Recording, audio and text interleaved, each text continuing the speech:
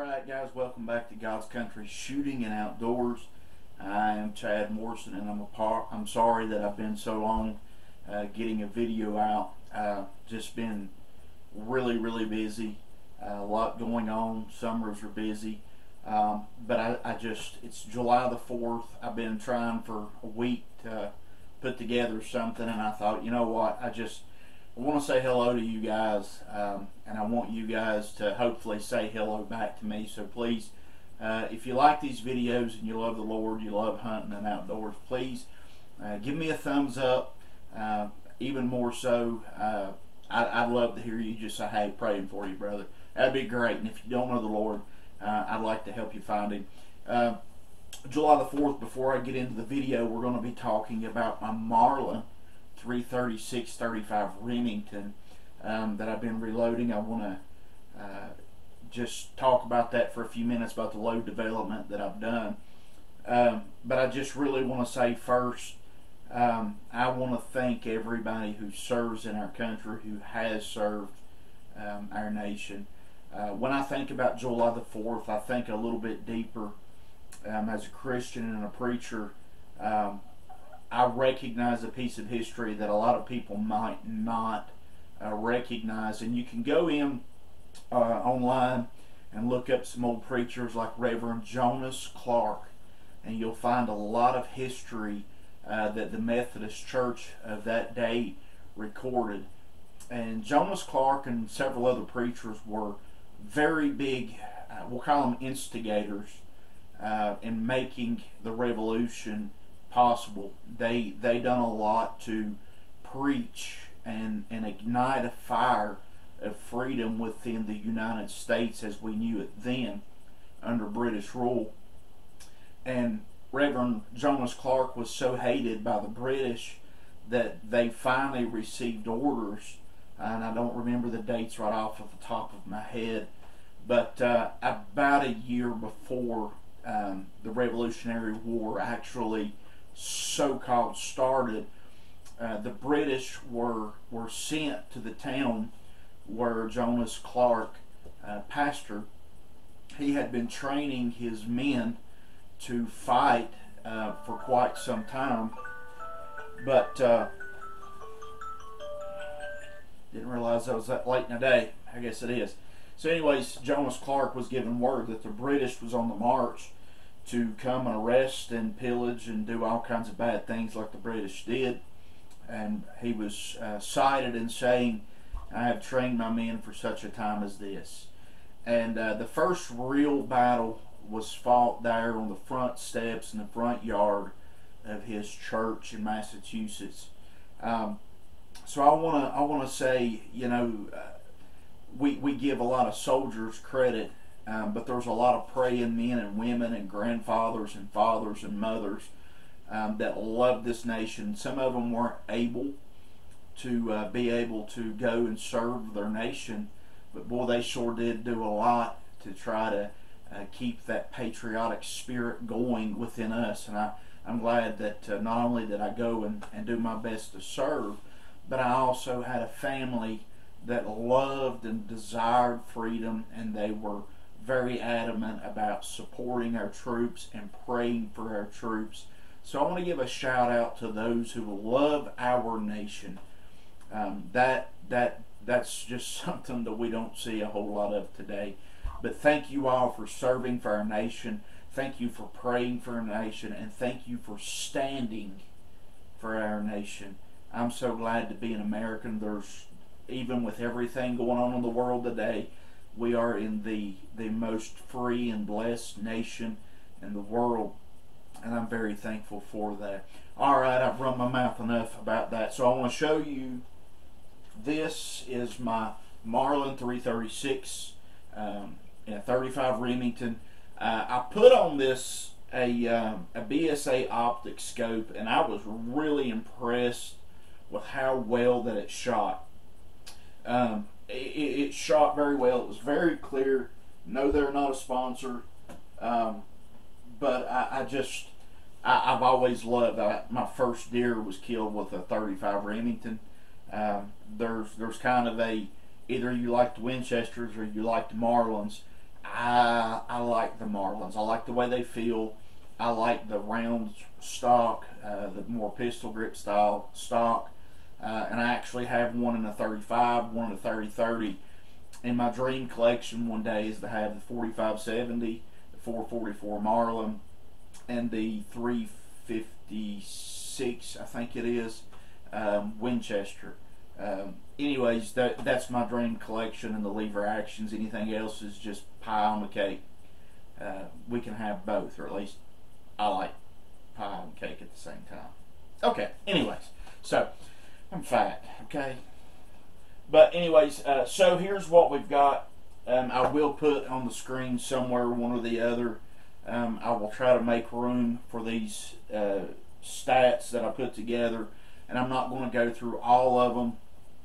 You can see them on the side of the screen whichever way I put them, and look at my results. Now, I don't have a chronograph, so I've just kind of I'm just trying to save up. If I quit buying guns, I could buy a chronograph. She didn't hear me for that. Anyways, so I do need a chronograph, but right now I'm kind of looking at load developments, looking at the numbers in the book and trying to take an average of what those numbers are. Of course, you know, every gun's a little different. Barrel length is different. This one's 22-inch barrel. So those are numbers. So and then I try to go on the low side of that. So the best group that I had, and I'll show you that throughout this, I started out with 38.5 grains of FTX or Lever Evolution powder. I use Winchester large rifle primers. That's just what I had. And I'm using the 200 grain FTX bullets. Most of my brass is Remington.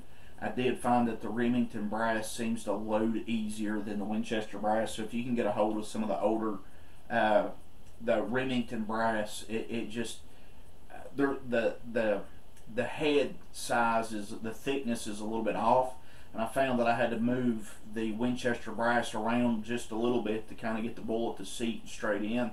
Where the Remington, the thickness of the end, the head of it is a little thicker, so it fits into that. I can't think of what it's called right now, but the bullet holder itself, when you slide that in there, the Remington brass seems to set in there tighter, and it doesn't really move like the Winchester does. Overall, I expected with a lever action gun, 1.5-inch group at 100 yards. That was my expectations with the lever action. I think this Marlin is an 84 or 85 model. Yeah, I think so, because it's got the side safety on it. So I started my load development at 38.5 grains, and I went up a half a grain up from there. So I found that and I really enjoy watching a group development or load development come together, because you can see how they spread and come together as the vibrations and stuff in the gun change with the velocities and different powder weights and stuff. It's really neat. So looking at one side or the other, you can see how the groups progress. 38.5 grains was a 3.02-inch group. 39.5 grains was 1.57. 40 grains was 3.5-inch. 40.5 grains produced my best group at 1.01 inches. Then sixth load was 41.5 grains, 1.61 inches. 41.8 grains was 2.76 inches. So I did go back, and I went back about 3 days later. I loaded another set, and I tried to fine tune between my larger spaces, and I went back with a 40.5 grain again, a 40.3 inch or 40.3 grains of powder, and a 40.7 grains of powder, and the data is up there. Now, a lot of y'all would say, you know, what's wrong with going with 41 grains or the 41.5 grains and being at a 1.5, 1.6 inch group? I could have easily done that, doing the math and kind of looking at the other numbers. I'm probably with 40.5 grains of powder. I'm somewhere between, we'll call it low at 1900, high at around 1950 feet per second. But I was shooting a roughly 1 inch group with a lever action gun. That's the whole reason why I went ahead and went to a mid-grain charge. That's definitely not topped out. It's somewhere around the middle, maybe low middle. But I was satisfied with 1900 or so feet per second. The data on the videos of shooting targets, don't know what happened to them, but I do have the target here and somewhere, maybe. If not, I'll still, hopefully you'll take my word on what my group sizes were.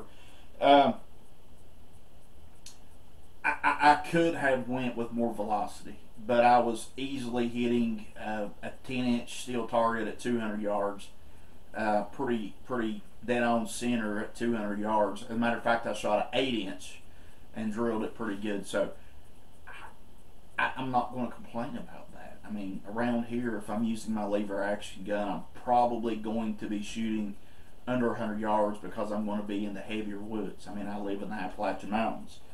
If we get any longer shots, it's because we're shooting across cattle fields, and then there's land borders and this, that, and the other. So you don't always get more than about a 250-yard shot if you've got fields that you can hunt. If I'm going to do that, I'm going to go to a different rifle. So for me, 125 yards is way more than I need here in the Appalachian Mountains. And 1900 feet per second or so out of the muzzle, that's plenty of energy. That's a 200 grain FTX. But I'm really satisfied. I want to give a little shout out to CW Longshot. I had all of this gear behind me for reloading, and I just got out of reloading, got busy, and I forgot how fun that it is. And Longshot kind of put out some videos of reloading and got me back into it. Biggest reason why I wanted to share this video is 35 Remington is pretty hard to find ammo for, but it's an awesome little cartridge. Great cartridge. I love it. If you're wanting something with a little bit more knockdown than a 30-30, it's just a cool cartridge. But finding brass is difficult. Finding bullets is even more challenging, and they are expensive. So having powder, having some brass primers, it wasn't a big jump for me to go ahead and buy the dies, buy the bullets, and start reloading. Hopefully anybody that's got a 35 Remington can kind of take what I've put together and this Marlin and use this data to kind of build your ammo supply up around it, find you a good bullet. I don't remember, hold on, yeah, right here. So I don't know that I can show you what this is, but so according to Hodgdon, max grain would be around, they're saying 41.4, but in the Hornady book I believe it was like 42, something like that. I don't remember the data right off. Either way, I'm well under. I think I had 1 or 2 loads that was pushing the top end of pressures, but I didn't have any pressure signs.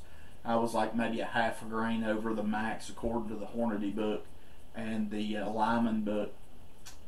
So I didn't max pressures out at all and had no pressure signs or anything like that. I wanted a good round that shot good. Actually 40.5 grains of powder really doesn't have a lot of recoil. I mean, for a 200 grain bullet, it's downloaded just enough to where it's actually a comfortable little round to shoot. So I'm excited. As a matter of fact, guys, thank you for being patient. Hopefully you'll like this video. Hopefully you got something out of it. Thank God for America. I'm so glad to be an American, and I hope that you have a wonderful day. Remember, love God, love your family, love your country, love the outdoors. All right? Have a great day.